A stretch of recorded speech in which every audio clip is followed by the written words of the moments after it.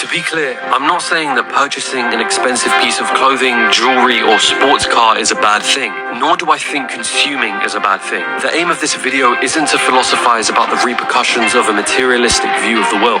It's about drawing an awareness to who you are as a consumer. Do you care more about appearing as though you have money or actually having money?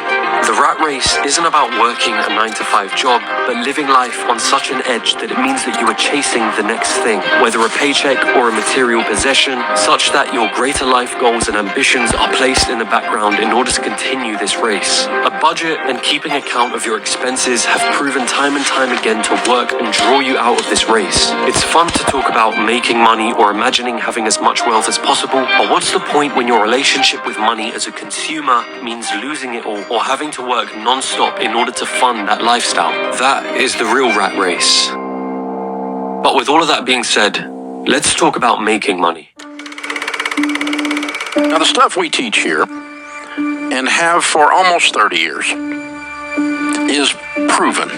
What's up, you guys? It's Graham here. So we got to take a moment and talk about what's going on in the stock market, because as we're finishing up the week, stocks are risen. Personal finance channels like Graham Stephan or Dave Ramsey are great for learning how to work on your consumption side of the equation. But if there was one thing I wish they spoke more about, it would be their ability to make money.